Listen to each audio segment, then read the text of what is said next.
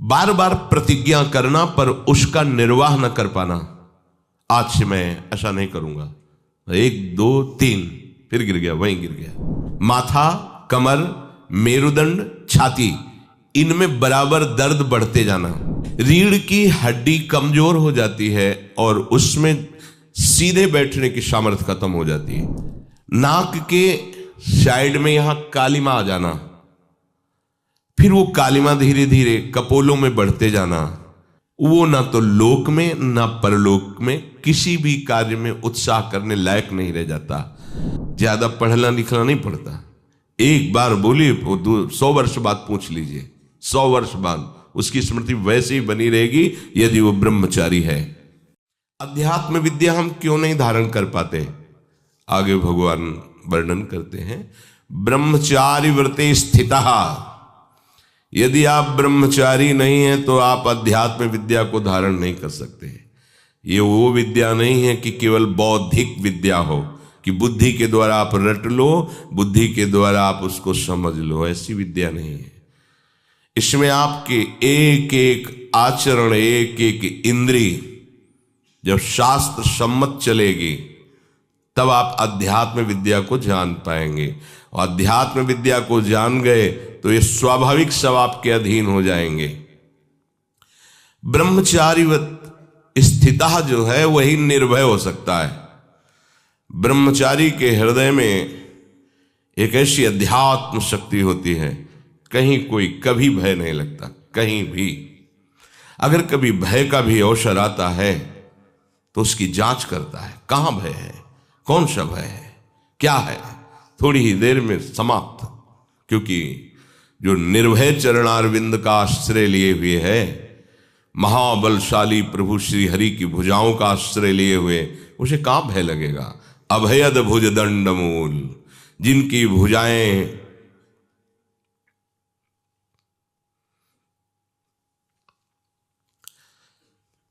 शरणागत को अभय प्रदान करने के लिए फड़कती रहती है।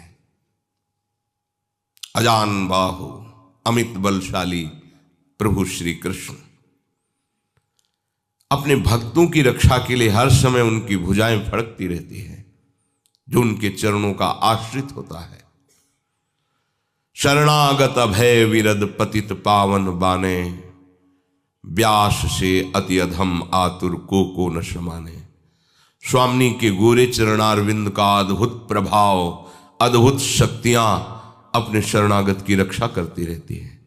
राधा किशोरी के ही अंश से जितनी महाशक्तियां हैं, कामाख्या, दुर्गा, अंबा, चामुंडा, ये महान महान शक्तियां सब लाडली जी के एक अंश से प्रकट हुई हैं। स्वामी जी के गोरे चरणारविंद में अनंत शक्तियां वास करती हैं, जिन चरणों को स्वयं महाबलशाली प्रभु श्री कृष्ण दैन्य होकर दुलार करते हैं।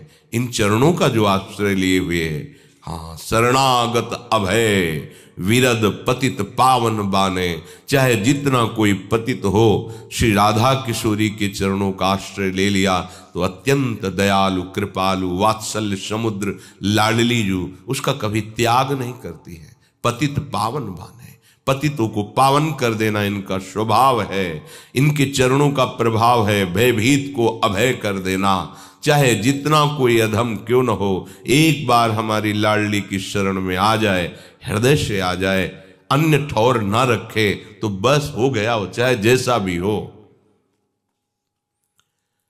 ये भय तभी तक रहता है जब तक हम इंद्रियों का आश्रय लिए हैं, शरीर का आश्रय लिए हैं, अंतःकरण का आश्रय लिए हैं, या बाहर किसी व्यक्ति का, धन का, अपने अनुष्ठान का, अपने कर्तव्य का। अगर इनका आश्रय है तो फिर भय बना रहेगा। केवल आराध्य देव का आश्रय है तो इनके चरणारविंद से जो बल प्रकट होता है वो महाबल है, कहीं भय नहीं होता। ब्रह्मचारी व्रत स्थित है, सबको कल्याण मार्ग में चलने का उत्साह ये ब्रह्मचर्य ही प्रदान करेगा। यदि आप ब्रह्मचर्य नहीं हैं तो आप में स्वाभाविक ये कमियां जागृत होंगी जो अध्यात्म में चलने ही नहीं देंगी। ब्रह्मचर्यहीन के लक्षण, जिन्होंने ब्रह्मचर्य का नाश किया है, अपने आप जांच लेना। उसके अंदर बार बार काम पीड़ा जागृत होगी, उसका विचार कामाशक्त होगा, पहला लक्षण। बस उसकी बार बार वृत्ति काम की आएगी, बार बार पीड़ा हृदय में काम भोग की प्रेरणा देगी। वो इतना असमर्थ होने लगता है कि आंख मिला के बात करने की भी हिम्मत नहीं रह जाती उसमें। हर समय उसके अंदर एक हीनता सी छा जाती है। वो बहुत चालाकी से अपने को छुपाना चाहता है, झूठ बोलता है, थोड़ी ऐंठन भी दिखाना चाहता है कि मैं कुछ हूं, पर अंदर से खोखला हो जाता है। ये दुर्गुण उसके अंदर जागृत होते हैं जो ब्रह्मचर्य का नाश करता है। उसके चेहरे में प्रसन्नता कभी झलक ही नहीं सकती, दुखी व उदास, जो ब्रह्मचर्य का नाश करता है। देखने से इस बदसूरत नजर आने लगेगा, चाहे जितना गोरा हो, चाहे जितना ऊपर से चिकनाहट लगाए हो, लेकिन उसके कपोल और नेत्र बदसूरत होंगे। चिकनाहट से मतलब नहीं है, एक आकर्षण होता है भागवतिक, वो उसमें नहीं होगा। स्वभाव बड़ा ही रुक्ष होगा, कड़ुआ होगा, बहुत ही हल्के स्वभाव का आदमी होगा। विश्वसनीय तो हो ही नहीं सकता, कामी पुरुष विश्वसनीय नहीं होता। वो कभी भी बदल सकता है, उसमें क्षमता नहीं है एक बात पर टिके रहने की। वो कसम खाए तो भी बहुत शीघ्र अपनी कसम तोड़ देगा। स्वभाव में कभी उसकी प्रसन्नता नहीं होगी, स्वभाव उसका चिड़चिड़ा बन जाएगा।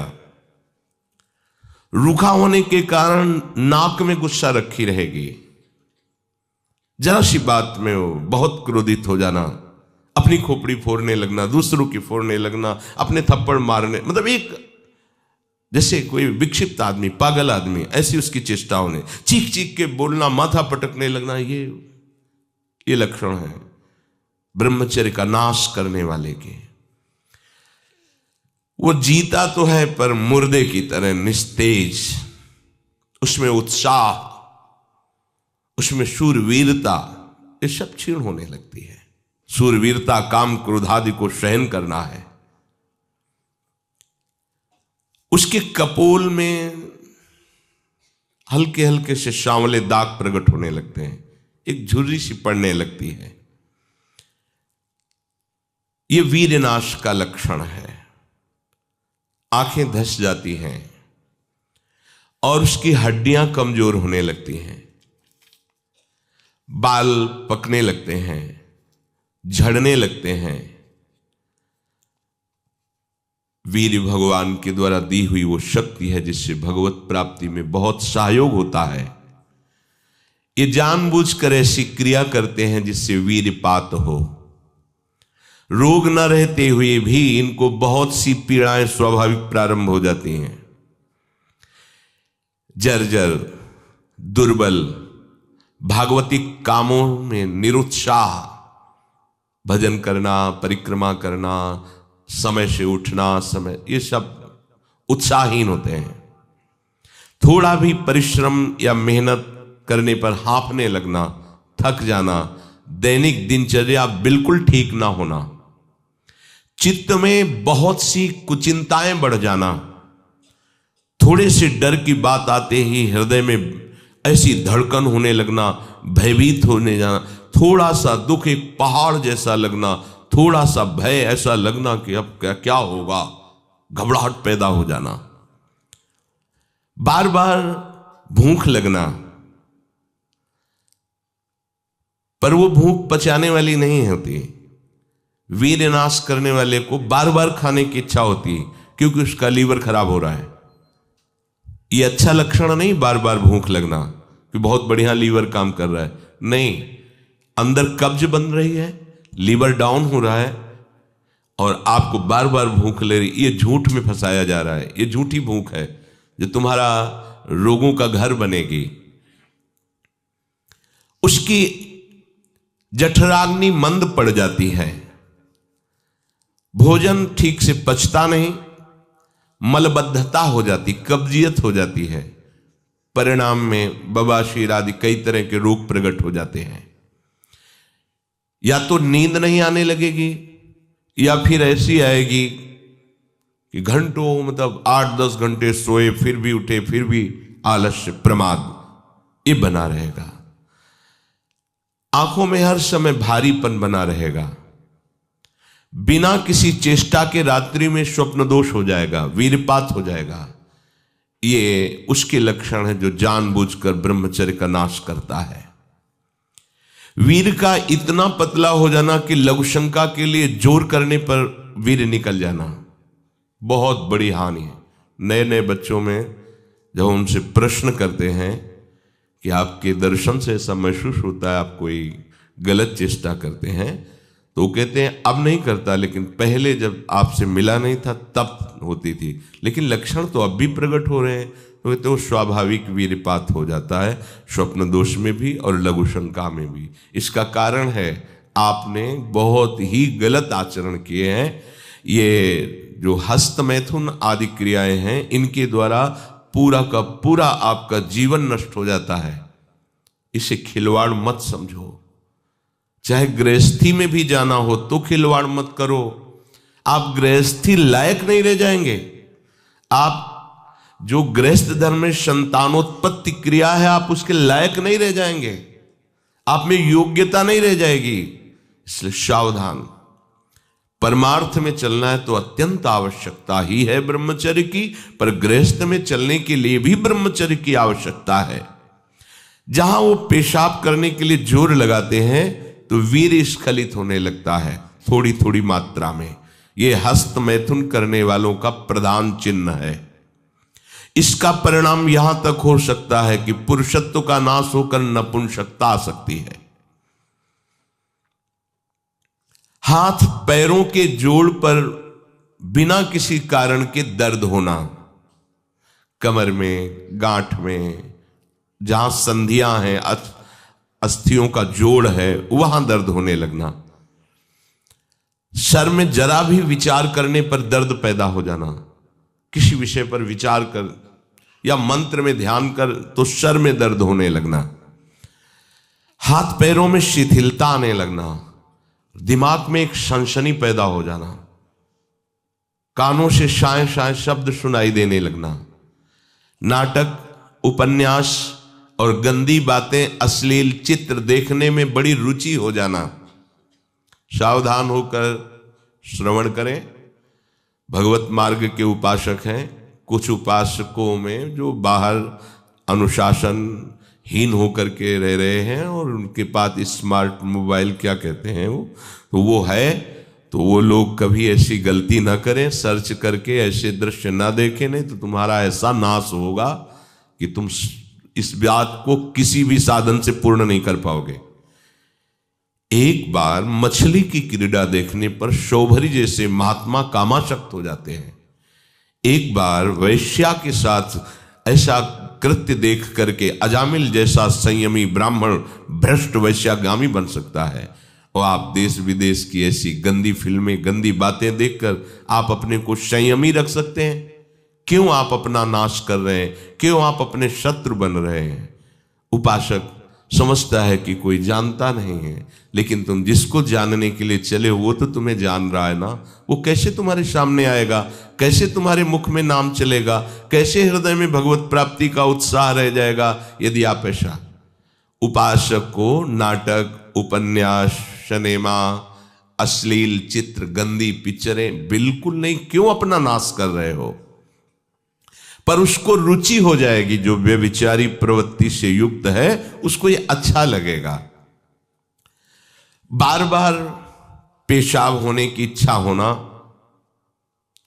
पेट में ऐसा लगना जैसे बहुत गर्मी पैदा हो गई है, और प्रमेह आदि उग्र रोगों का प्रादुर्भाव हो जाना, ये ब्रह्मचर्य नाश का लक्षण है।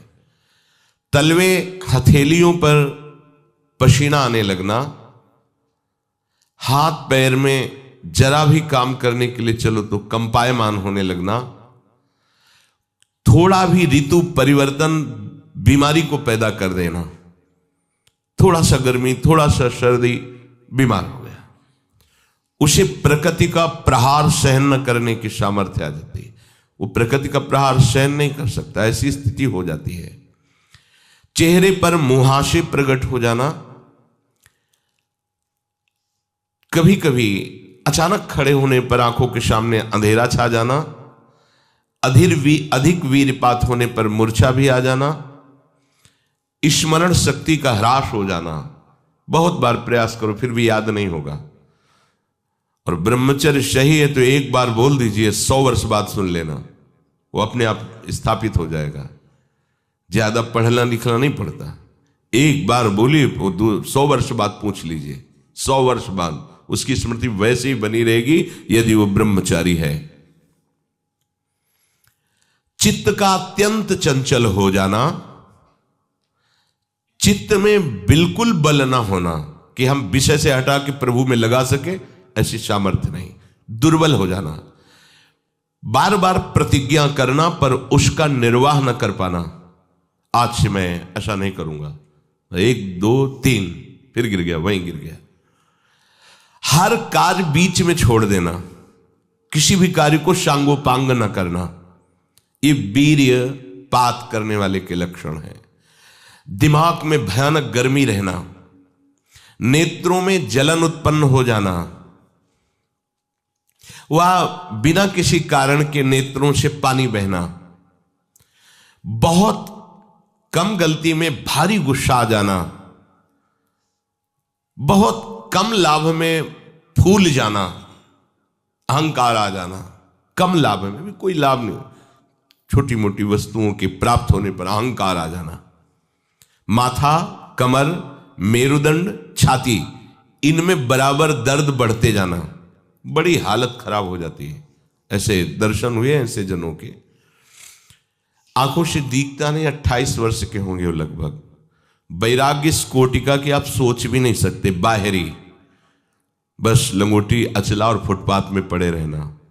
और पूर्व विद्यार्थी जीवन में विद्यार्थियों के साथ हस्तमैथुन करने का अभ्यास वो इतना दृढ़ हो गया था कि 10-10, 15-15 बार एक दिन में स्वाभाविक ऐसे, तो उनकी हालत ये थी कि आंखों से दिखना बंद हो गया था, खड़े होने की सामर्थ्य नहीं। तो हितधाम में एकांत में मिलके कहा था कि आपका जो ब्रह्मचर्य का प्रवचन सुना और हमें तो ऐसा लगा कि शायद आप उपाय बता सकते हो। तो हम कहा हमारे पास कोई, हम आयुर्वेदाचार्य है नहीं, और दूसरी बात है कि ये चीज आपके हाथ में है, अगर आप नहीं रोकते हैं तो आपको ऐसी दशा में पहुंचा देगा ये क्रिया कि आप किसी काबिल नहीं रह जाएंगे।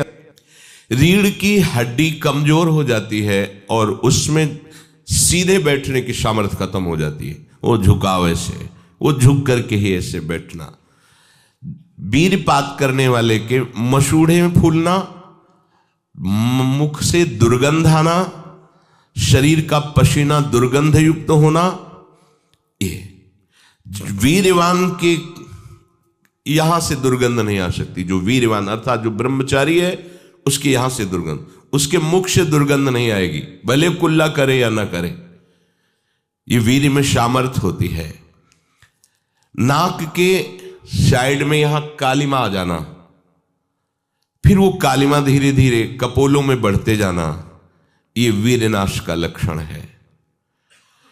वीर्य नाश से उदर लंबा होना, पेट बढ़ना शुरू हो जाता है, आंतें बढ़ना शुरू हो जाती हैं, उसकी वाणी में मृदुता नष्ट हो जाती है, कर्कशता रुक्षता आ जाती है, उसका स्वभाव अप्रिय बन जाता है, छाती की हड्डियां दिखने लगती हैं, वो ना तो लोक में ना परलोक में किसी भी कार्य में उत्साह करने लायक नहीं रह जाता।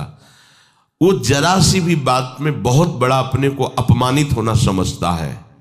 ये वीरपात से उसके अंदर दोष प्रकट हो जाते हैं। उत्साहहीनता, किसी भी कार्य में उत्साह न रहना। अब जो इस मार्ग पर, अध्यात्म मार्ग पर, आनंद मार्ग पर चलना चाहते हैं, तो उनको एक इंद्रिय के संयम के लिए पांचों इंद्रियों पर संयम करना होगा, ज्ञान इंद्रियों पर। एक बात सुधारने के लिए ब्रह्मचर्य का रक्षा तभी वो उपासक कर सकता है जब सर्वतोभाविन ब्रह्मचर्य होगा। एक जनेन्द्रीय के ही ब्रह्मचर्य की पुष्टता का जब आप लक्ष्य कर लोगे, तो उसकी पुष्टता के लिए आपको सर्वतोभावेन ब्रह्मचर्य धारण करना पड़ेगा। सर्वतोभावेन नेत्र का ब्रह्मचर्य, जो नेत्र किसी को भी देखकर भोग कामना कर लेते हैं, भोग बुद्धि से देखते हैं वस्तु को, व्यक्ति को, किसी को भी, ये नेत्र से व्यभिचार हो रहा है। इसीलिए सावधान रहना चाहिए। जैसे नाटक, सिनेमा आदि हैं, वहां तो जान रहे हो चित्र हैं, पर उनमें जो अभिनय करने वाले जन हैं वो तो संसारी जन ही है ना। उनका पहनावा, ओढ़ावा, हाव भाव, अंग प्रत्यंग, अगर आप भगवत भाव से युक्त है तो संपूर्ण सृष्टि में कहीं भी दृष्टि जाए अपने प्रभु की भावना होती, पर वहां तक पहुंचने के लिए आपको ये त्यागना होगा ना। आप किसी का अनुकरण न करें, आप अपनी स्थिति को देखें। अगर आप किसी का अनुकरण करते हैं कि हमने उनको देखा है वो टीवी देख रहे हैं, तो टीवी में क्या देख रहे हैं, कहाँ स्थिति है, हमें क्या पता। हमको जहां पहुंचना है उसके लिए हमारे लिए बाधक है, हमें नहीं देखना है। अगर आप माना कि कोई नाटक ही देख रहे हैं, कोई ऐसे सीरियल ही देख रहे हैं, पर उसमें अभिनय करने वाले तो संसारी भोगी पुरुष ही है ना। आप कोई त्यागी जितेंद्रीय महात्मा को थोड़ी देख रहे हैं। तो उस देखने में तन्मयता आती है, जिसको हम देखते हैं उस पर हम आसक्त होते हैं, तभी तो उसका सुख दुख अनुभव होता है। देखो कोई ऐसी रोने वाली सीन आए तो रोना आ जाएगा, हंसने वाली आ जाए तो हंसना आ जाएगा, ऐसे तो उसका प्रभाव हम पर पड़ रहा है ना।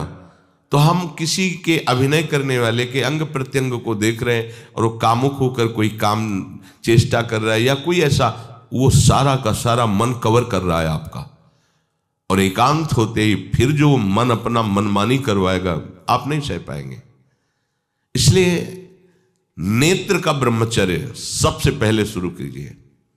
आपको वो चीज नहीं देखनी, वो बात नहीं पढ़नी, वो दृश्य नहीं। श्रीमद् भागवत में वर्णन है, कोई पशु पक्षी भी मैथुन कर रहा हो, अचानक दृष्टि गई तो मानसिक प्रणाम करके दोबारा दृष्टि नहीं जानी चाहिए। इसीलिए लिखा है कि आप एक धनुष भूमि को देखकर, एक धनुष, इसमें किसी की हानि नहीं होगी, आपकी भी हानि नहीं होगी। आप एक धनुष भूमि देख करके ही चलिए, मतलब बहुत लंबी दूरी देखने की जरूरत नहीं है, बहुत दृष्टि उठा करके इधर उधर गर्दन हिलाने की जरूरत नहीं है। और जैसे कि कोई टक्कर मार सकता है, तो देखो जिनको प्रारब्धानुसार टक्कर लगनी होती है ना, वो चाहे जितनी सावधानी से चलो, वो प्रारब्ध आकर के दंड देता है। अन्यथा सीम की चाप सके को तासु, बड़ रखवार रमापति जासु। आप जा रहे हो भगवत चिंतन करते हुए, तो प्रभु का नाम आपका पहरेदार अंग रक्षक है, कोई बाल भी बांका नहीं कर सकता। आपका प्रारब्ध यदि आया है, प्रभु से पास हो गया है कि आपको ये दंड मिलना चाहिए, फिर मिलेगा। आप निश्चिंत रहिए, निर्भय रहिए। प्रभु का जो विधान है वो मंगल करने वाला है। देखो इतने बड़े महापुरुष पूज्य श्री राधा बाबा, श्री आद्याशक्ति भगवती की प्रसन्नता की आराधना कर रहे हैं, क्योंकि श्री कृष्ण हमारे पति हों, इस सिद्धांत की पुष्टता के लिए। और पैर फिसल जाता है, स्नान करने जाते हैं, खड़ाऊ पहने हुए थे और अंग टूट जाता है, दवा नहीं लेते, बांस की खिपचाल बांधकर पुनः अनुष्ठान में बैठते हैं। बलिहारी ऐसी सामर्थ्य की, ये भागवतिक प्रारब्ध ऐसे महापुरुषों को भी दंड दे देता है। देखो ना, ऐसे महापुरुष जो ऐसी ऊंचाई पर पहुंचे हैं और इतने भागवत भजन में नियम निष्ठ हैं, उनको भी प्रारब्ध दंड दे रहा है शरीर को। तो अपने को इससे निश्चिंत हो जाना है। जो होना है उसे रोक नहीं सकते, जो नहीं होना उसे कोई कर नहीं सकता। अपने आराध्य देव के चिंतन में ज्यादा नेत्रों को इधर उधर दौड़ाने की जरूरत नहीं है। नेत्र का ब्रह्मचर्य, फिर वाणी का ब्रह्मचर्य, बहुत बड़ा प्रभाव पड़ता है इससे। यदि आप जवान से अश्लील बातें, गंदी बातें, कामुक बातें करेंगे तो आप ब्रह्मचर्य रह ही नहीं सकते। अगर आप वाणी से परस्पर शरीर आकर्षण वाली बातें करेंगे। बट उसको देखा तुमने क्या? बस आप गए, चाहे वो स्त्री शरीरधारी साधक हो या पुरुष शरीरधारी। परस्पर आकर्षण संबंधी यदि वाणी खुली आपकी, तो वाणी के व्यभिचार से आपका जनेंद्री का व्यभिचार प्रारंभ हो जाएगा। आप रोक नहीं सकते, नहीं रोक सकते। इसलिए वाणी से भी कोई ऐसी वार्ता ना कीजिए जिससे आपके अंदर काम वेदना बढ़े। श्रवणेंद्री का, कान से गंदी बातें, व्यभिचार की बातें, कामुक बातें सुनना जिससे हमारे हृदय में कामना जग जाए, बिल्कुल नहीं। भले वो किसी को लेकर टीका टिप्पणी की जा रही हो, देखो वो साधक है, उसको हमने देखा वहां ऐसे देख रहा था, वैसे कर रहा था, वो तो आपको समझ में आ रहा है कि किसी साधक की बात कर रहे हैं, वो तुम्हारे नाश के लिए उपाय कर रहे हैं जो आपको ऐसी बात बता रहे हैं। क्यों? क्योंकि आप भी तो साधक हैं। श्रवणेंद्री का व्यभिचार हो रहा है। आराध्य देव के सिवा और कोई बात कान से सुनना उसे व्यभिचार कहते हैं। इसलिए महाप्रभु कहते श्रवण फूटो जो अन सुनो। ऐसा हमारा अगर कान कुछ और सुने तो फूट जाए, नेत्र कुछ और देखें तो ये नेत्र नष्ट हो जाए, वाणी कुछ और बोले तो मुख हो जाए। हमारी श्रवणेंद्री का व्यभिचार नहीं होना चाहिए।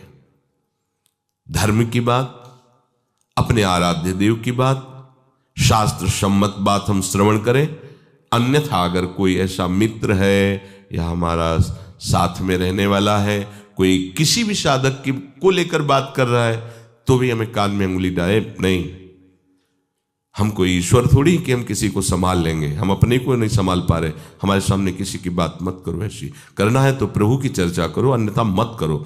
तो अगर आप श्रवणेंद्री का ब्रह्मचर्य, वाकेंद्री का ब्रह्मचर्य, नेत्रेंद्री का ब्रह्मचर्य और त्वगेंद्री का ब्रह्मचर्य, अनावश्यक किसी को स्पर्श मत करो। परस्पर विरोधी शरीर को तो भूल कर मत करो। विरोधी शरीर जिससे हमारा पुरुष शरीर है, सामने स्त्री शरीर है, तो किसी भी तरह से सेवा के लिए संकेत करना या किसी भी सेवा के लेन देन में बचाव पक्ष में रहो। यहां रख दीजिए सामान, फिर आप उठा लीजिए। सीधे हाथ में सामान लेना नहीं, सीधे हाथ में सामान देना नहीं, जमीन में रख दीजिए। बहुत पवित्र है तो आप कुर्सी पे जो भी आसन, उसका हाथ में लेने का नहीं। परस्पर विरोधी भाव वाले शरीरों का स्पर्श बिल्कुल निषेध है, किसी भी कारण से न किया जाए। मान लीजिएगा ये बहुत मतलब आवश्यक है, यदि आप इसमें चूक कर गए तो धीरे धीरे आप फिसल के वहीं खड़े हो जाएंगे जहां से चढ़ना मुश्किल है। किसी भी साधिका को, किसी भी साधक को परस्पर लेन देन हाथ में नहीं करना चाहिए। मानो हमारी बात, आपको माला देनी, चौकी पे विराजमान करो, हम उठा लेंगे। हमें कोई सामग्री, ये सामान रखिए, आप उठा लीजिएगा। कभी भी कोई भी परस्पर मुस्कुराहट, बातचीत, ऐसे कोई इशारे यदि दिखाई दे तो आप बचो और उसको बचाओ। साधक है, साधिका है, उससे गलती हो सकती है, आपसे भी गलती हो सकती है। आप सत्संग सुनते हैं, आपको लगा कि इसकी मुस्कुराहट, इसकी कुछ चेष्टा ऐसी दिखाई दे रही है जो हमारे अंदर कामुकता पैदा कर सकती है, उसको भी बचाओ और स्वयं बचो, तो भगवान आप पर प्रसन्न हो जाएंगे। वो देख रहे हैं अंदर की बात। साधक को बहुत सावधान रहने की आवश्यकता। ये इसको खिलवाड़ मत समझो, इसीलिए कह रहे हैं ये अध्यात्म है, ये परमार्थ है।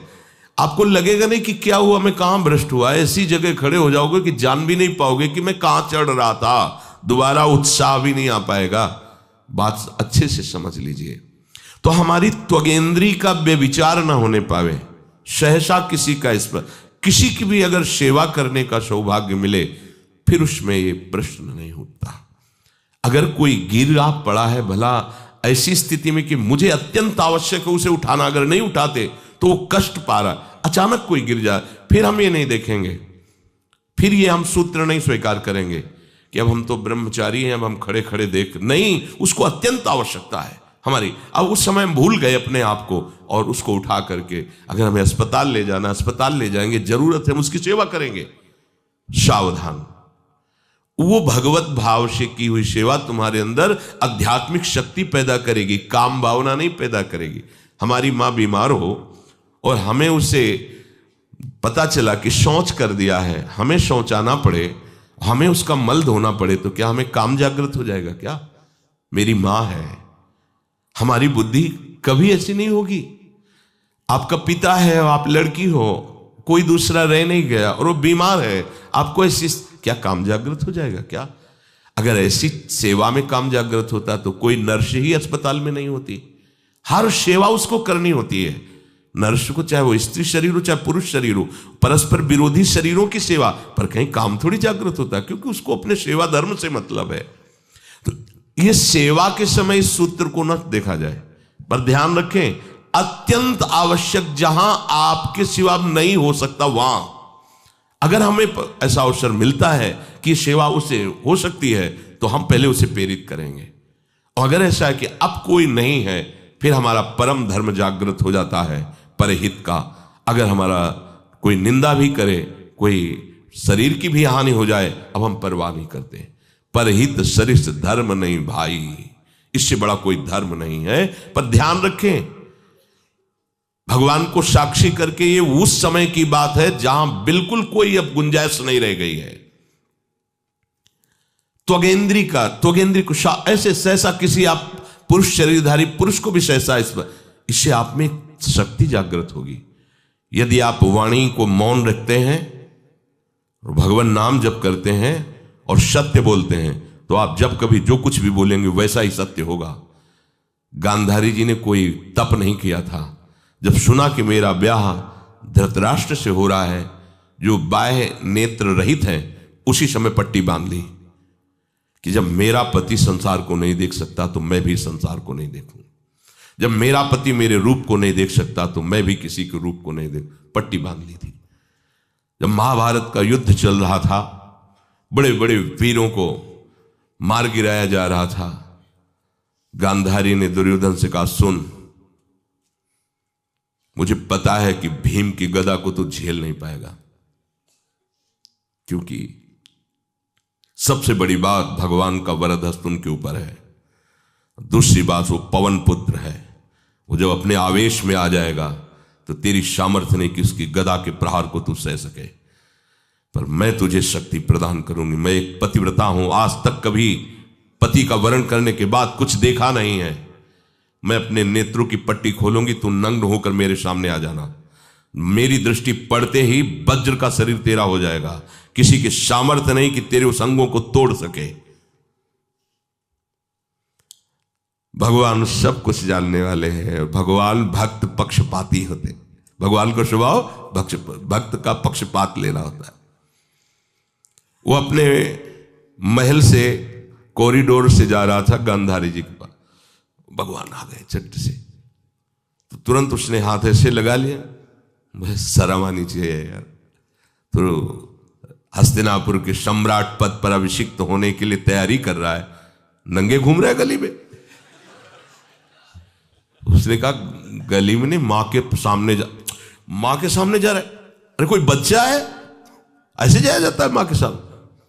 उसने कहा, मां ने कहा है कि हम पट्टी खोलकर तुम्हें देख लेंगे तो तुम्हारा शरीर वज्र का, चलो माना, मां की आज्ञा का पालन करो, थोड़ा इन अंगों को तो ढक लो, तुम तो बड़े हो, कोई बच्चे थोड़ी को मां के सामने ऐसे चले जाओगे, ढकना चाहिए तुम्हें। वापस कर दिया। वो यहां ऐसे पत्तों से ढका, वस्त्र नहीं पहना, मां की आज्ञा, ऐसे पत्ते से ऐसे कमर से ऐसे ढक लिया, पीछे आगे ऐसे। गांधारी जी ने पट्टी खोली और जे ही देखा पूरा शरीर वज्र का हो। तो ये क्या किया तूने, कमर में क्यों बांध लिया? बोले शर्म लगती थी। कैसे आपके? बोले यहीं से मारा जाएगा, भीम की गदा का प्रहार तेरी इसी जंघा और कमर को तोड़ देगा, तेरी मृत्यु। मान गई, प्रभु के विधान के आगे किसी का बल काम नहीं करता।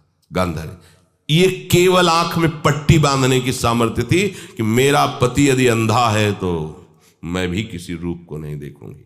अगर आप वाणी में संयम में रहते हैं ना, वो और भजन करते हैं और सत्य बोलते हैं, तो आप जो बोलेंगे वही होगा। पर ऐसा कुछ अनर्थ वो बोलता ही नहीं, क्योंकि ऐसा संयमी जान जाता है कि इन सब का फल भगवत प्राप्ति है, किसी को कष्ट देना नहीं है। एक एक इंद्री का जब आप ब्रह्मचर्य संयम करोगे तब आपका वीर संयम होगा। ध्यान रखना, आप नेत्रेंद्री से गंदे चित्र देखें, श्रवणेंद्री से गंदी बातें सुने, वाणी से गंदी बातें बोलें, रसेंद्री से गंदा भोजन करें और सोचे ब्रह्मचर्य रह जाएंगे, तो बिल्कुल नहीं, कदापि नहीं। ब्रह्मचर्य कोई खिलवाड़ नहीं है। जो ये तो हुआ इंद्रियों का, फिर आता है अंतःकरण का ब्रह्मचर्य। हमारा मन काम की तरफ तभी जाता है जब उसको निज सुख नहीं मिलता। ध्यान रखना, सृष्टि में जितने भी दुर्गुण दुराचार होते हैं उनमें दो प्रधान होते हैं, एक काम भोग और एक धन, और सब छोटी मोटी बातें हैं। प्रायः जितने भी हिंसा होगी, जितनी भी भयानक घटनाएं होंगी, भयानक युद्ध होगा, उन दो में अंतर्गत ही होगा, दो के अंतर्गत ही होगा। या उसका कहीं ना कहीं काम से संबंध, स्त्री संबंध से या धन संबंध से है। चाहे जो भी घटना हो उसको देख लेना, प्रधानता दो में ही होगा, कंचन और कामिनी। कीर्ति में कीर्तिवान तो कोई कोई बिरले ही होते हैं, तो वो तो बहुत आगे की बातें हैं। पर प्रायः जितने भी युद्ध हैं, जितनी भी हिंसा है, जितना भी भयानक कुकृत्य है, इन दो में ही होता है। उपासक को ये बात समझनी चाहिए, मन को समझाना चाहिए, सच्ची मानी। मतलब वाणी में शब्द नहीं होता इन बातों को बताने का, यदि कहीं मन को समझाना चाहिए। देखो, अपने लोग उपासक हैं, हम जहां जहां आसक्त हो रहे हैं उसमें हमारे मन का केवल भ्रम है। शरीर के द्वारों में कहीं सुख है, घृणित द्वारों में कहीं सुख है। अगर सुख होता तो इनके भोगने के बाद हृदय कह देता कि अब कछुनाथ न चाहिए मोरे, शांत हो जाता। फिर ऐसा क्यों होता है कि उसको एक जगह तृप्ति नहीं होती? क्योंकि वहां सुख है नहीं। फिर सोचता है शायद उसमें हो, उसमें हो, उसमें हो। पूरे के पूरे युग के युग व्यतीत हो गए, कल्प के कल्प व्यतीत हो गए भोगते हुए, क्या सुख मिला? क्या स्त्री शरीर सोचता है पुरुष शरीर में सुख है, पुरुष शरीर सोचता है स्त्री शरीर में सुख है, या आदि आदि। अगर सुख होता तो पूरे ब्रह्मांड में पशु पक्षी कीड़ा मकोड़ा सब मैथुन धर्म से युक्त हैं, ये सब सुखी हो जाते हैं ना। जो जितना भोगा सकते उतना ही दुखी, देख लो, अशांत, क्लिष्ट, परेशान और पापाचरण युक्त। ये क्या है? मन को समझाइए। वैरागी भगवत मार्ग का पथिक मन के द्वारा ऑपरेशन करता है हर वस्तु का। ये सब, इसको ऐसा ना समझे कि बड़ी गुप्त बातें हैं। गुप्त बातें हैं प्रिया प्रीतम के दिव्य चिदानंद में रहस्य की, ये गुप्त बातें नहीं, इनको समझो खोल करके। यदि आप किसी भी तरह से हस्तमैथुन आदि के द्वारा, गंदे दृश्य देख करके, गंदी क्रियाओं के द्वारा आप अपना नाश करते रहेंगे, तो ना आप इस लोक में सुखी रहेंगे ना परलोक में। मान लीजिएगा, ये बातें ना तो कही जाती हैं और ना सुनी जाती हैं और ना समझी जाती हैं। इसीलिए हमारा बहुत ही आगे की पीढ़ी जो सनातन धर्मावलंबी, जो भागवत, हर देश से महान भारत देश को क्यों कहा गया? ऐसा भी है कि अन्य देश स्वीकार किया जाता है कि वो हमसे धनी है, स्वीकार किया जाता है कि वैज्ञानिक तत्वों में भी वो हमसे आगे हैं, पर भारत को महान धर्मशाली देश कहा गया है। कोई भी किसी भी देश का धर्म गुरु हो, हमारे देश में आएगा और हमारी ऋषियों के सूत्रों से ही अपने धर्म को पुष्ट करेगा। सांप का मूल जड़ भारत धर्म का है। कहीं भी हो, कहीं भी देख लो, चाहे जिस देश का नाम लो, कहीं ना कहीं किसी भारत के ब्रह्म ऋषि की छाप लेकर के डोल रहा है। भारत भोग प्रधान देश नहीं है, भारत धर्म प्रधान देश है। यहां धर्म गुरुओं के द्वारा धर्म स्थापना करके चलाया जाता है। यहां आज जो हम समझ रहे हैं कि बाहरी परिपाटी हमारे भारत में आ जाए तो भारत आधुनिक और सर्वश्रेष्ठ देश माना जाएगा, कभी नहीं। भारत अपनी परिपाटी से चलता है, तब सब देशों के ऊपर राज्य करता है। किसी भी देश में न पतिव्रता मिलेगी न यति मिलेगा, ब्रह्मचर्य का कहीं नामो निशान नहीं मिलेगा। ये भारत देश में ही मिलेगा। यहां ब्रह्मचारी मिलेंगे, यहां सती मिलेंगे, यहां प्राणपण से धर्म का पालन करने वाले मिलेंगे। अब हमारे जो नई पीढ़ी है वो आधुनिकता को स्वीकार कर रही। गर्लफ्रेंड, बॉयफ्रेंड, कौन सा रिलेशन है? लिव इन रिलेशन, ये हमारे कहीं किसी भी धर्म ग्रंथ में लिखा हो तो आप बता दीजिए। बाल्यावस्था से आज तक जितने भी धर्म ग्रंथों का स्वाध्याय हुआ, कहीं भी लिखा हो तो ये बोलो सर्वनाश का स्वरूप है कि नहीं है। अभी बच्चा ना तो लोक को जानता है, ना परलोक को जानता है, ना हित को जानता है, ना अहित को जानता है। अभी उसका ब्रह्मचर्य किसी काम लायक नहीं हुआ और वो उतर गया व्यभिचार में। क्या होगा उसका जीवन, क्या होगा जीवन, चाहे वो स्त्री स्वरूप में चाहे पुरुष स्वरूप में हो। क्या बिना संयम के ये पशुता के व्यवहार से किसी की ना लौकिक उन्नति होती है ना परमार्थिक उन्नति होती है। पर कौन सुनेगा। यही कहा जाएगा पुराने जमाने के शास्त्रों को केवल वर्णन कर रहे हैं, ये क्या जाने आधुनिक जमाने को। तो आधुनिक जमाने की दशा क्या, और यहां खोल करके देखो। कोई बात नहीं, दोस्त बनाना कोई बुरी बात नहीं, इस बात को हम मानते हैं। स्त्री शरीरधारी पुरुष शरीर को मित्र बना सकता है, कोई दोष नहीं। पुरुष शरीरधारी स्त्री को मित्र बना सकता है, कोई दोष नहीं। लेकिन मित्र का क्या कर्तव्य होता है। कुपंथ निवार सुपंथ चलावा, कुमार्ग से हटा करके सुपंथ में चलाना, उसकी समस्याओं को दूर करके उसको आनंद में से युक्त करना, उसको सहयोग करना, ना कि शोषण करना। दोस्ती कहते हैं उसके दुखों को मिटा करके उसको शांति और सुख के मार्ग में ले जाना। इसीलिए ये जो आधुनिकता बढ़ रही है, ये जो खान पान गलत हो रहा है, ये जो दर्शन गलत हो रहा है, तो इस जमाने में ब्रह्मचर्य ये केवल शब्द ही लिखा मिलेगा, जीवन में नहीं मिलेगा। नए नए बच्चे व्यसन कर रहे हैं, नशा कर रहे हैं, गंदे आचरण कर रहे हैं। क्या होगा, कैसे आगे कोई समझेगा शास्त्र क्या है, धर्म क्या है, बल क्या है। आज नवयुवक 16 से 28 के बीच में कोई ऐसा नहीं दिखाई देता है जिसमें आध्यात्मिक थोड़ा भी बल हो, काम क्रोध आदि सहने की सामर्थ्य हो। अपने बूढ़े माता पिता को थप्पड़ मार रहे हैं, बूढ़े माता पिता को गाली दे रहे हैं, बूढ़े माता पिता जिन्होंने खवा पिला के इतना बड़ा, उन्हें अनाथालय भिजवाया जा रहा है, उनको छोड़ दिया जा रहा है। आप विदेश घूम रहे हैं, उनके खाने की व्यवस्था घर में नहीं। क्या है ये, आज आधुनिक विद्या का ये प्रभाव है। विद्या विनयम ददाती, जो अपने वयोवृद्धों की सेवा नहीं कर सकता वो क्या विद्या पढ़ा। जो दूसरों की रक्षा नहीं कर सकता क्या विद्या पढ़ा। क्या विद्या का यही स्वरूप है दूसरे का शोषण करना। क्या विद्या का यही स्वरूप है कि शराब पीना, ड्रग्स का ये नशा करना, ये क्या विद्या सिखाती है। वो कहा जाता है आज तो आधुनिक विद्या बढ़ रही। मुझे लगता है संयम में रहना ही विद्या का वास्तविक स्वरूप है। अपने इंद्रियों को संयम में रखना, अपने को संयम में रखना, बुजुर्गों का, गुरुजनों का, शास्त्र का, भगवान का भय रखना हृदय में। ऐसा नहीं, आप तभी निर्भय हो पाओगे यदि शास्त्र का भय नहीं, भगवान का भय नहीं, धर्म का भय नहीं, तो फिर आप वहां पहुंच जाओगे जहां भय ही भय है। ये जो जितने भी दंड विधान हैं सब उसके ऊपर लागू हो जाएंगे। ऐसा नहीं कि कलयुग है तो आप किसी को छेड़ोगे तो पुलिस आपको छोड़ेगी क्या, यही देख लो। तो ये तो यहां का राजकीय विधान जो अनंत ब्रह्मांडों का शासन करता विधान है, वो तो किसी की गवाही की जरूरत नहीं, वो तो तुम्हारे मन में ही बैठा देख रहा है। सावधान। संयम एक बहुत बड़ी सामर्थ्य है।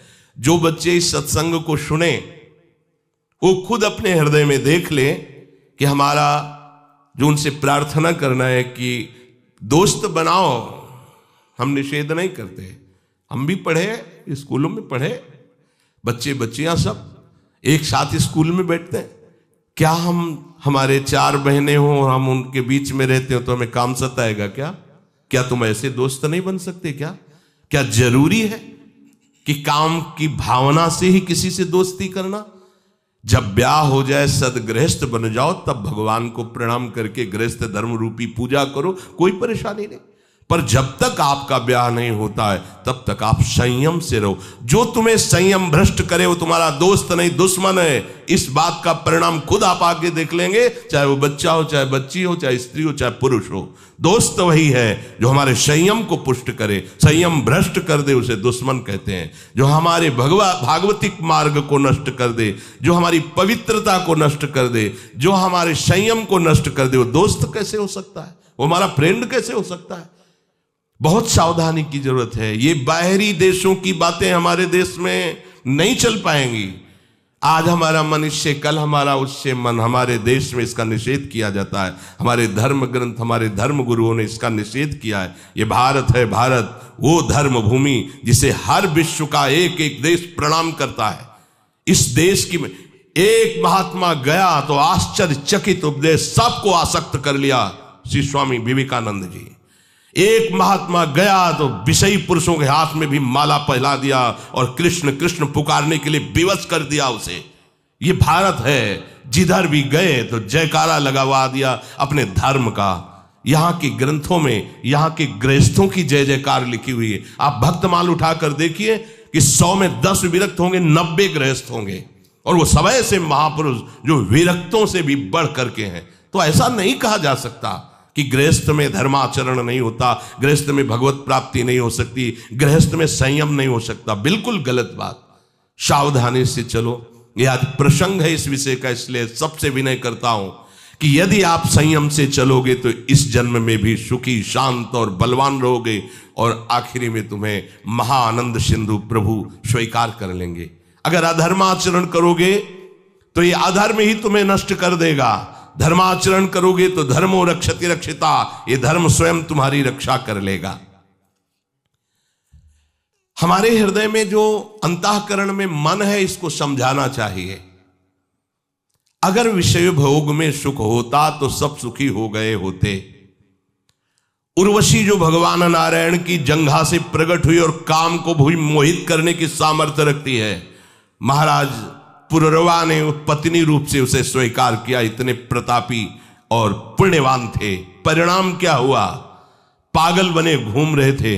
भगवत कृपा से जब ज्ञान हुआ तो उनका आज तक मुझे तृप्ति नहीं हुई, मैं पुरुष सिंह और राजर्षि कहलाया, मेरी क्या दुर्दशा हो गई। वर्णन एकादश स्कंद में आप पढ़ के देख लीजिए। महाराज ययाति भगवान शुक्राचार्य की पुत्री देवयानी से ब्याह हुआ, पर शर्मिष्ठा में भी आसक्त हुए और अपने पुत्र की 1000 वर्ष जवानी का भोग किया। फिर घृणित भाव से विषयों का त्याग किया कि क्या अपने पुत्र की आयु तक का भोग कर डाला, मिला कुछ नहीं।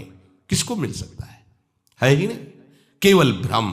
चलो, जो भ्रम में फंसे हैं भगवान उनकी रक्षा करें, पर आप लोग तो भगवत कृपा पात्र और भगवत मार्ग के पथिक हैं, तो संयम पर आप आइए। आप अपने मन को ब्रह्मचारी बनाइए। प्रियालाल के सिवा मन का और विषयों में जाना, ये मन का व्यभिचार है। प्रियालाल सुख समुद्र है, इसके सिवा और कुछ सोचना कि इसमें सुख है, बुद्धि का व्यभिचार है। अगर बुद्धि ये निश्चय की हुई कि श्यामा श्याम के नाम रूप लीला धाम के सिवा कहीं सुख नहीं, ये बुद्धि का ब्रह्मचर्य है। निरंतर अपने आराध्य देव के चिंतन में डूबा, ये चित्त का ब्रह्मचर्य है। और चित्त विषयों का चिंतन कर रहा है, शब्द स्पर्श रूप रस गंध का, ये चित्त का व्यभिचार है। और मैं पुरुष हूं, मैं भोगता हूं, ये अहंकार का व्यभिचार है। और मैं प्रियालाल का दास हूं, ये अहंकार का ब्रह्मचर्य है। अंताकरण ब्रह्मचारी, इंद्रिय ब्रह्मचारी, फिर आपको कोई परास्त ही नहीं कर सकता। आपका स्वभाव हो जाएगा ब्रह्मचारी व्रत स्थिता। ब्रह्मचर्य रक्षा के लिए पहला तो ये निश्चय करना होगा कि आपकी वीर में महत्व बुद्धि हो जाए। जिसे आप व्यर्थ समझ रहे हैं वो बहुत बड़ी जीवनी शक्ति है। चाहे जितना आप उसको निकालते रहिए, आपको सुख कभी नहीं मिलेगा, दुख बढ़ता चला जाएगा। और आप थोड़े दिन ब्रह्मचर्य रह के देखिए, जब आप ऐसी क्रियाओं से युक्त होने के बाद ब्रह्मचर्य रहेंगे तो कुछ समय तक आप बिल्कुल ब्रह्मचर्य नहीं रह पाएंगे। पहले समझ लीजिए, स्वाभाविक आपका वीर स्खलित होता रहेगा बिना किसी चेष्टा के, कई तरह से। अब आपको घबराना नहीं, पर कोई क्रिया नहीं करनी है और संयम से रहना है। ये जितनी बातें पीछे कही गई कि ये नहीं देखना, ये नहीं सुनना, कुछ दिन बाद आप देखोगे कि आपका ब्रह्मचर्य रुकने लगा है, लंबा अंतराय करने लगा है। ऐसे भी उपासक है जिनको 10-10 वर्ष हो जाते हैं, स्वप्न दोष नहीं होता। 10-10 वर्ष स्वप्न दोष ही नहीं होता। कभी ऐसी कोई विषम परिस्थिति, औषधि आदि का प्रभाव, कुप्रभाव, वो बात अलग की है। क्यों? जब तक आप उसे रास्ता नहीं देंगे तब तक वो निकलेगा नहीं। स्वाभाविक नहीं निकलने वाली ये वस्तु है। स्वाभाविक। तो कभी ऐसे ही अगर आपने शुरुआत से कभी भी ऐसी कुचेष्टा नहीं की है तो ये अपने आप में समर्थ, जो आसनों पे बैठने के लिए कहा जाता है, इससे सुषुम्ना नाड़ी खुलती है और ब्रह्मचर्य ऊर्ध्वगामी होने लगता है। ऊर्ध्वगामी ब्रह्मचारी साक्षात भगवत स्वरूप हो जाता है, उसे ज्यादा प्रयास करना नहीं पड़ता है। वो चाहिए कि सजना धजना छोड़ दे, शरीर का श्रृंगार करना छोड़ दे। भगवत कृपा से अपना तो सहज श्रृंगार रजरानी जी हैं। ये जो ब्रह्मचर्य की पुष्टता के लिए आवश्यक है उसको समझिए। शरीर में सजाना वो बंद करे, चाहे गृहस्थ हो चाहे विरक्त। वास्तविक जो सौभाग्य चिन्ह है वो श्रृंगार के लिए नहीं करते हो, तो वास्तविक सौभाग्य चिन्ह है। आप कहीं भी आ जा रहे हैं, अपने सौभाग्य चिन्हों को धारण करें, पर अपना श्रृंगार करें। गृहस्थ है तो केवल पति के निमित्त से, प्रदर्शन की वृत्ति नहीं होनी चाहिए। क्यों, किसको दिखाना है? हमें कोई देखकर आकर्षित हो ही ना, केवल मेरा पति आकर्षित हो हमारा। क्योंकि उपासना का मार्ग गृहस्थ धर्म में ऐसे चलता है, चाहे वो स्त्री हो या पुरुष हो। किसी को लुभायमान करने की कोई भी चेष्टा ना करे, नहीं वो लुभायमान होगा कि नहीं, तुम भ्रष्ट हो जाओगे, तुम नष्ट हो जाओगे। ये जो कपड़ा है ये हमारे ब्रह्मचर्य के लिए बहुत सहायक है। ऐसे कपड़े नहीं पहनने चाहिए जिनके दर्शन से कामुकता पैदा। यहां फटे कपड़े, बोले आज की नई फैशन चली है, चाहे जितना बढ़िया वो पैजामा हो, उसे पैंट जीन्स जो भी कहते, उसको काट के पहनना पड़ता, फाड़ के 2-4 जगह। वाह क्या बढ़िया बात है। जरा सा फट जाता था तो सिला जाता था, आज फाड़ के पहना जाता है। इसको बड़े आदमी कहते हैं। जितना जो फटा पहने हो, हाँ देखो कैसी बुद्धि विपरीत होती चली जा रही। उसे वीआईपी कहते हैं, जो जितना कम कपड़ा जो करे करे, भगवान उनकी रक्षा करे। आपको उपासक हो, आपको ऐसे कोई भी अंग प्रत्यंग में वस्त्र धारण नहीं करने जिनके दूसरों को देखने से मन मलिन हो और अपने अंदर शरीर राग बढ़े, ऐसा नहीं करना। ब्रह्मचर्य रक्षा के लिए सरल जीवन होना अत्यंत आवश्यक है। विलासिता से बचा जाए। ऐसे सुगंधित तेल लगाना, फुसफुस डाल के चलना, श्री जी का प्रसादी इत्र मिले तो ठीक है, नहीं होता नहीं खुशबू है। अरे दुर्गंध इससे नहीं ढकेगी, तुम्हारी फुसफुस से। तुम्हारी वासना ही दुर्गंध है। वासना को हटाओ और उपासना को बैठा लो, तुम्हारी सुगंध से संपूर्ण देश पवित्र हो जाए। सतरति सतरति सा लोकांतर। तुम स्त्री पुरुष नहीं हो, भगवान के निज अंश हो, समझो। सच्चिदानंद प्रभु के अंश होकर देह राग में कैसे तुम भ्रष्ट होते जा रहे हो। जिसे ब्रह्मचर्य रहना, उसे नित्य सत्संग सुनना चाहिए। सत्संग ही एक ऐसा है जो तुम्हें उठा सकता है। संसार में आज तक किसी की भी उन्नति हुई है तो उसे सत्संगी कहते हैं। कहीं भी देख लो, गोस्वामी जी ने इसीलिए लिख दिया है, मत कीरति गति भूति भलाई, जब जे जतन जहां जे पाई, सो जानो सत्संग प्रभाव, लोकहु वेद न आनो पाओ।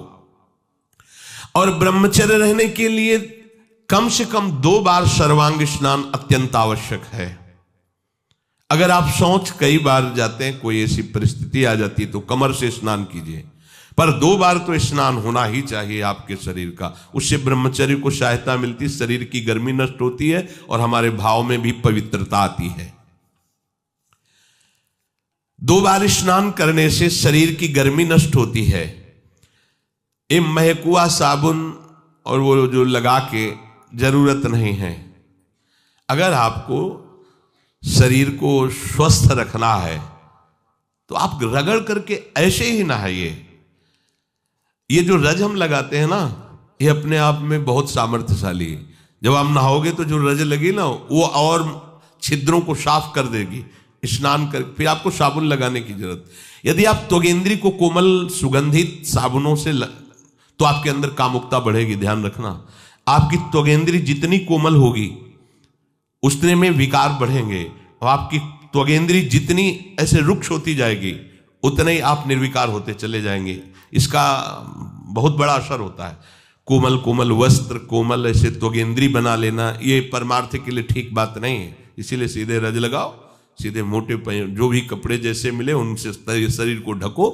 और भगवत मार्ग में चलना है, ये उद्देश्य नहीं होगा तो ब्रह्मचर्य रह ही नहीं सकते हैं। अगर कहीं ऐसा सौभाग्य मिले कि किसी नदी या तालाब में कमर तक खड़े होकर के थोड़ी देर जप करने का, तो उससे ब्रह्मचर्य और पुष्ट होता है, नाभि तक कम से कम। लेकिन अगर ऐसा ना हो तो आप स्नान में सबसे पहले नाभि में ही जल डाला जाता है ब्रह्मचारी के लिए, यह विधान कि ठंडा जल से नाभि आदि से डाल करके। आपके कपड़े भले महंगे ना हो पर स्वच्छ होने चाहिए, पवित्र होने चाहिए। ध्यान रखिए, कपड़े आपके साफ होने चाहिए, पवित्र होने, भले फटे हो, भले वो कम पैसे वाले हो, लेकिन पवित्र होने चाहिए, स्वच्छ होने चाहिए। उससे आपके ब्रह्मचर्य में सहायता मिलेगी। भोजन के तुरंत बाद कभी स्नान न करें। जैसे भोजन किया, शौच लग गई, तो बस पेट में पानी नहीं, कमर के नीचे से, कमर से पवित्र। लेकिन भोजन, अगर भोजन पाया और तुरंत पानी डालोगे तो गर्मी सर्दी से आपके ब्रह्मचर्य पर हानि पहुंचा सकता है। यदि आपका पित्त बढ़ रहा है और शाम के भोजन की इच्छा नहीं, थोड़ी थोड़ी तो है, थोड़ी थोड़ी नहीं है, नहीं पाना चाहिए। अगर आप पाओगे तो पित्तवर्धन अधिक होगा, हीट अंदर बढ़ेगी और वो आपको ब्रह्मचर्य में हानि पहुंचा देगी। अधिक गर्म जल से स्नान करना ब्रह्मचारी के लिए हानिकारक है। गीजर का बहुत ठंडी है, आपको ऐसा लगता है तो एक नॉर्मल जल कर लीजिए कि ठंडा भी है और ठंडा नहीं भी है। धुआं उठ रहा है गर्मा गर्म, ये नहीं, ना गर्मा गर्म भोजन ना गर्मा गर्म जल से स्नान। अगर आप ऐसा गर्म जल से ही स्नान करेंगे तो आप बहुत कमजोर हो जाएंगे। ये बात समझिए, ये सब सुखद सामग्री नहीं है जो आप समझ रहे हो। प्रकृति का सीधे वार सहने की सामर्थ्य जब शरीर में तुम्हारे आएगी तो स्वाभाविक ब्रह्मचर्य पुष्ट होने लगेगा और उत्साह बढ़ने लगेगा ब्रह्मचर्य का। हम ये नहीं कहते कि आज से गीजर बंद, कल से नाक बहाओ, ऐसा नहीं कहते। उचित कर लो, इतना नहीं कि गरम गरम, ऐसा नहीं, उचित। स्नान के बाद शरीर को किसी वस्त्र से सर्वांग रगड़ करके पोछिए, साबुन लगाने की जरूरत नहीं, आपका शरीर साफ रहेगा। ब्रह्मचर्य के लिए भोजन में सुधार होना अत्यंत आवश्यक है। एक बार एक बादशाह ने भागवतिक श्रेष्ठ वैद्य को बुलाया और पूछा 24 घंटे में स्वस्थ शरीर के लिए कितना भोजन अनिवार्य है। तो उसने कहा 24 घंटे के लिए 39 तोला अन्न अत्यंत अनिवार्य है। 1 तोला 10 ग्राम, 39 तोला 390 ग्राम। 24 घंटे में आपके अंदर अन्न 390 ग्राम जाना चाहिए। इसके बाद उन्होंने कहा कि इतने से क्या होगा, तो हकीम बोला कि शरीर पोषण के लिए इससे ज्यादा की आवश्यकता नहीं है। इसके अलावा जो ज्यादा खाया जाता है वो आंतों को बोझा देता है, ब्रह्मचर्य की हानि करता है, भजन में प्रमाद करता है और उम्र को नष्ट करता है, समय को नष्ट करता है। कितना? 390 ग्राम 24 घंटे में, मतलब 2 रोटी 1 कटोरी दाल बस, या आधा कटोरी दाल आधा कटोरी सब्जी। ये स्वस्थ शरीर के लिए चाहिए, ये कोई साधु का आहार नहीं, ये स्वस्थ शरीर के लिए। बादशाह को उत्तर दिया उस भागवतिक वैद्य ने कि 39 तोला अन्न की केवल आवश्यकता है। देखो, इस पे विचार करो भाई। 390 ग्राम 24 घंटे में अन्न जाना चाहिए। इसके बाद थोड़ा दूध हो गया, थोड़ा पानी हो गया। 390 ग्राम मतलब 400 ग्राम भी पूरा नहीं, 24 घंटे में, दिन रात में। और इससे शरीर स्वस्थ रहेगा और आपकी आध्यात्मिक शक्ति बढ़ेगी। वो तो हम बार बार सत्संग में कहते हैं ज्यादा भोजन जो है ये ठीक नहीं है और उचित भोजन लीजिए। तो आज ये उचित भोजन का भी प्रमाण मिल गया कि 39 तोला भोजन करना है। देखो, करके देखो एक बार। 39 तोला दोपहर में और 39 तोला शाम के, 2 बार में कर लीजिए। उपासक को आहार के लिए सावधान। इसके अलावा जो कुछ खाया जाता है वो सिर्फ हाथों को बोझा ढोने का काम दिया जाता है। 2 बार में संभल करके बुद्धिमान भाग्यवान उपासक इतने अन्न का ही सेवन करता है। 2 बार में 39 तोला की बात कह रहे हैं, 2 बार, बुद्धिमान और भाग्यवान। और महामूर्ख और अभागा वो अधिक भरता है आंतों में। इसमें वाणी जी में लिखा, महामूर्ख है वो क्योंकि बेमतलब बोझा भरे जा रहे। देखो, भोजन तुम्हें तार देगा और भोजन तुम्हें मार देगा। तंदुरुस्ती के लिए, स्वस्थता के लिए और भजन के लिए जितना बताया गया उतना ही भोजन करना चाहिए।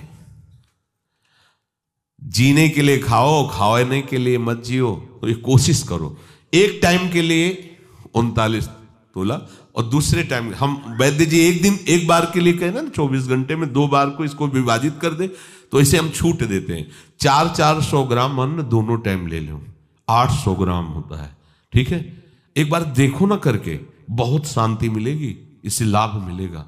सच्ची बात मानना, भोजन का बहुत बड़ा प्रभाव होता है। ठीक है, अब इसमें कह रहे हैं कि आहार में क्या लेना है। वजन तो तय हो गया, अब आहार में कह रहे हैं कि सात्विक आहार ही ब्रह्मचर्य को पुष्ट करता है, नहीं तो ब्रह्मचर्य को नष्ट कर देता है। राजसिक और तामसिक आहार ब्रह्मचारी व्रत निर्वाह के लिए नहीं लेना चाहिए।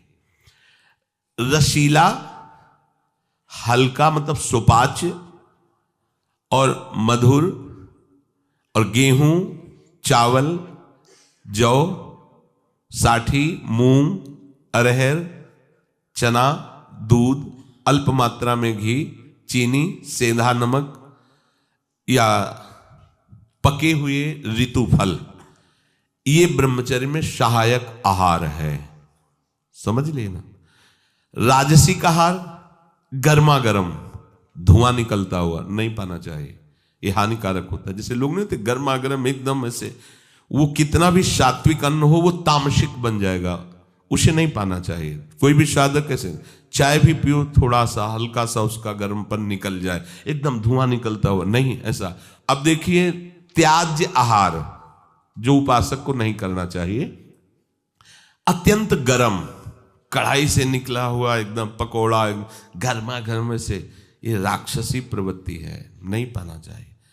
अच्छा, अपने लोगों को तो गर्मा गर्म भाग्य में नहीं लिखा है, क्यों? क्योंकि पहले प्रियाजू पाएंगे, तो प्रियाजू को गर्मा गर्म थोड़ी लगाएंगे, पहले योग्य उसको बनाओ पाने के, मतलब हल्का सा गर्म रह जाए, फिर श्री जी को भोग लगाओ, 20 मिनट भोग लगाओ, हो गया सब काम।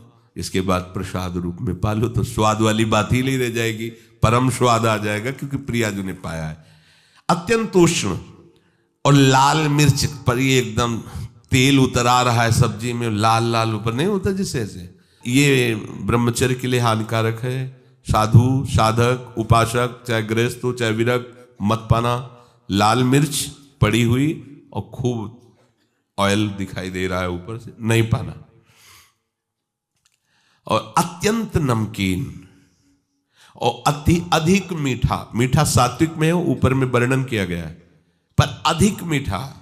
अब पता चला गुलाब जामुन आ गए तो 10, 12, 15 तक कोई बात ही नहीं है। खीर आदि, हलवा आदि समेटते चले जा, भैया ये कोई गोदाम थोड़ी है, आते हैं थोड़ा उचित पाल हो गया।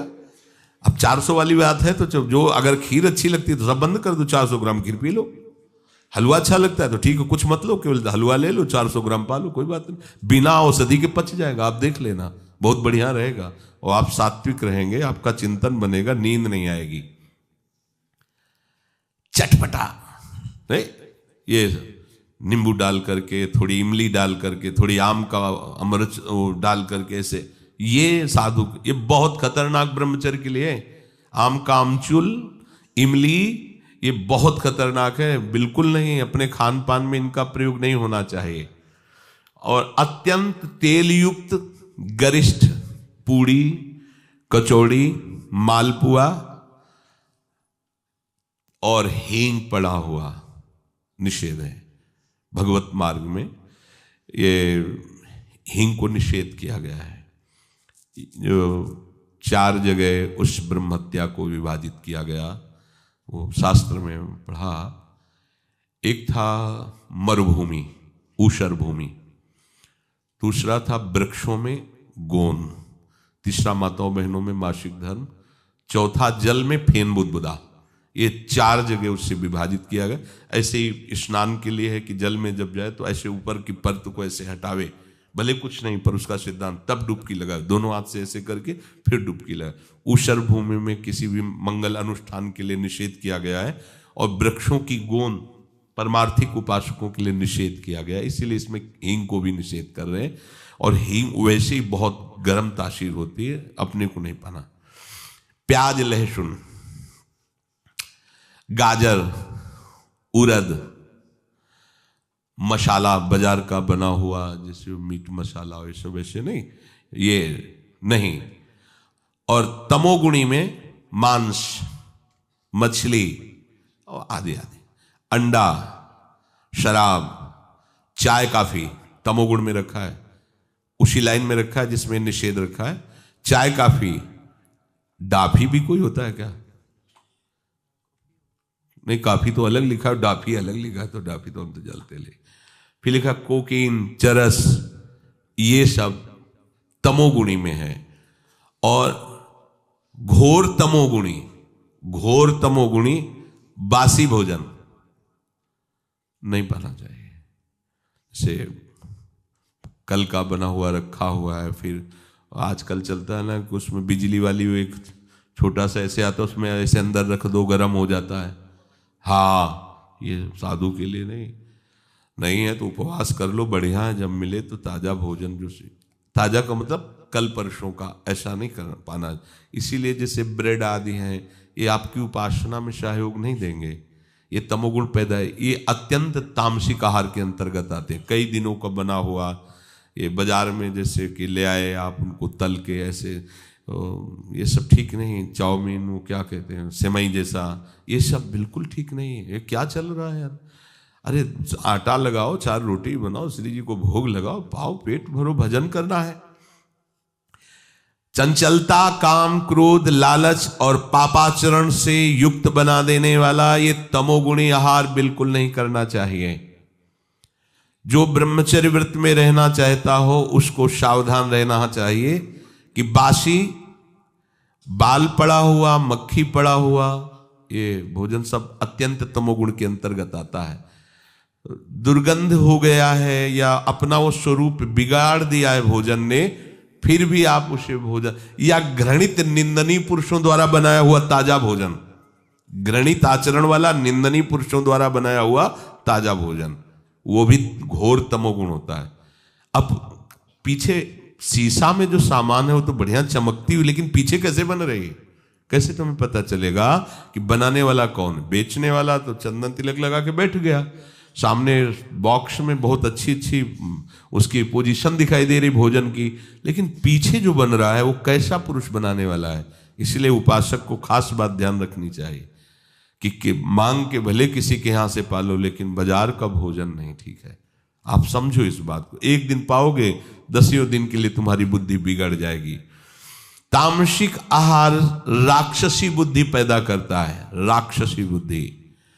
ऐसा रोगी, दुखी, बुद्धिहीन, क्रोधी, लालची, आलसी, दरिद्र स्वभाव, अधर्मी, पापाचरण, अल्पायु हो जाता है जो ये तामसिक भोजन करता है। तामसिक भोजन में एक बात फिर सुन लीजिए, बोले हींग, प्याज, लहसुन और मीट मसाला, मांस, मछली, अंडा, शराब, चाय, काफी, कोकीन, चरस, बासी आहार, रसहीन, गला हुआ, दुर्गंधित और घृणित निंदनीय पुरुषों द्वारा बनाया हुआ ऐसा भोजन तामसिक है।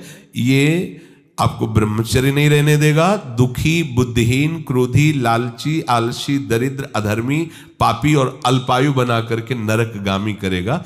ऐसे भोजन से बचा जाए। तो यदि हम ऐसे सावधानी से रहें तो भगवान कह रहे हैं प्रशांतात्मा विगतभिर ब्रह्मचारी व्रते स्थितः, वो भय रहित हो जाएगा, उसका हृदय परम शांत हो जाएगा और ब्रह्मचारी व्रत में स्थित हो जाएगा। शेष चर्चा के श्री राधा वल्लभ।